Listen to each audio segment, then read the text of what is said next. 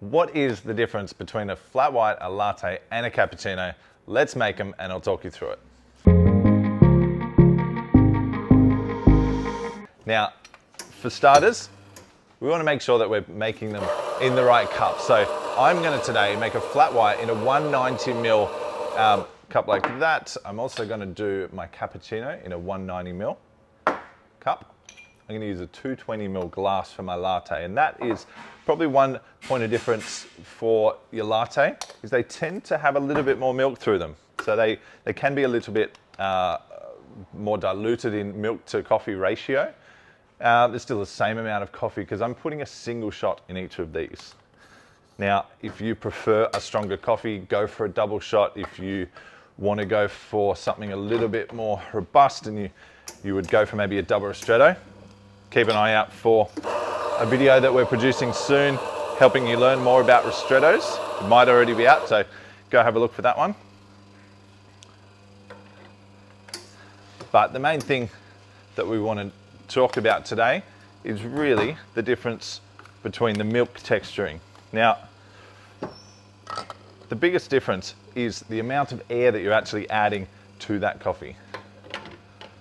So rather than not just the difference in cups and ratios, the cups and ratios are a personal thing. For us here, I'm serving Champion beans, and we know they taste great with a single shot through 190 mils of in that size cup for our coffee and our ratio. But if you're using a different size cup, you might look at a different flavor profile, a different ratio of coffee to milk. But for us, single shot in that size is fine. Once we do get to 8 ounces in a takeaway cup, we are doing a double ristretto.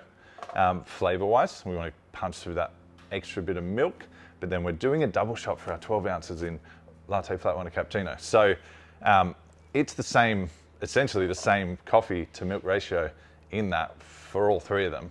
So the biggest difference is at the milk section and the texture you're adding. So let's say our flat white, we're going to say flat white is about 5 mils of froth. Now, the easiest way to determine whether you're going to get extra froth is by only putting the air into the milk for a small amount of time. So come in close and have a listen to this.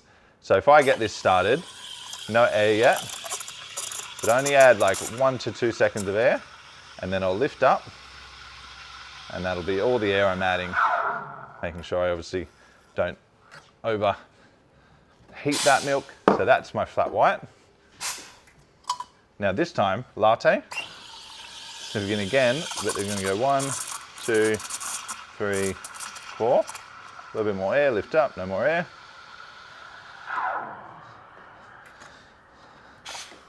There's my latte.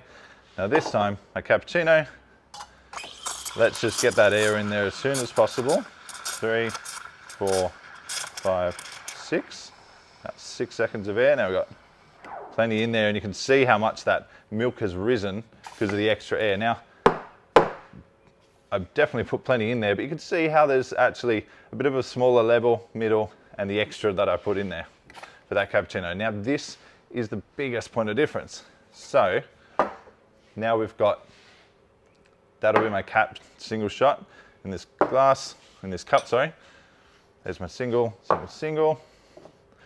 And now you can see, let's get those bubbles out. You can see this milk is just that bit thinner. It'll still texture really nicely. So when I go and pour it through my shot, we're just going to do a nice simple pour. You can see how much lighter and thinner this is. Yeah? Now a flat white drinker does want a flat coffee. In specialty coffee, we can still steam our milk flat and give us enough texture to actually still pour latte out. We don't really want to just a hot milk drink. We want it to still look beautiful, but your flat white drinkers, they don't want the froth. So they're looking for that experience. Cool. So now we've got our latte milk. You can see straight away, we do have a bit of extra texture in there. It's not a lot. It's not, I wouldn't say it's frothy, but when we go to pour it, look at me. When we go to pour it, we can see straight away that we've got that bit of extra texture to work with.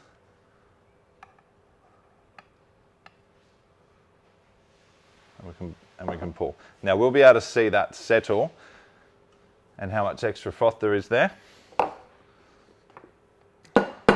I definitely added plenty of air into this, just for the example. I really need to make sure I blend that in. I'm even just gonna throw a little bit of that froth out. There's plenty in there. Now, we here in Australia, we put a bit of chocky on ours, so I'll pretty it up. I'm gonna put that chocky straight on there. Come back here to make sure that's really well textured. So we don't want that to split. We'll come back. 1, 2, 3. There it is. Good amount of texture. I can do what I want. Cool. Lovely. Now you can see that I've even made it dome over slightly. We don't need to do big domes anymore. We're kind of past that, but I just wanted that example of really having good, nice microfoam milk that's textured and holding. And it will kind of dome if you want it to. Flat whites, obviously, we're not going to try that because it'll spill. And that latte, we've got a nice, about 10 mils of froth in that latte. So a simple rule that we kind of go off would be 5 mil for a flat white, 10 mils for a latte, 15 mils for a cappuccino. Now, we're not going to get the ruler out, but you get the idea.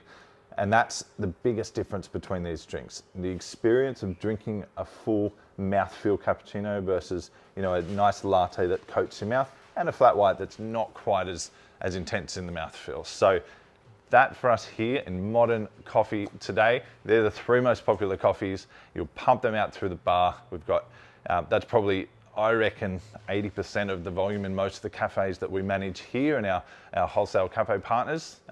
Be pumping out large caps all day, but we love our black coffee, but this is a huge part of the market, and you want to make sure that you understand the differences, so when you can talk to your customers and know what experience they're getting. So I hope this helps. If you've got any questions, put your comments down below. If you have any feedback or you do it differently in your country, in your cafe, what do you do? What size cups do you use? Is there any other techniques? Do I do it differently to you? So we're always interested to hear what people say in their areas. Let me know if you like the video, hit the bell icon, because we're always releasing new videos and you want to get notified, and hit the like button and subscribe. We love our community and we love what we're growing here at Artisti. So thank you for watching. I hope this helps, and we'll see you next time. Cheers.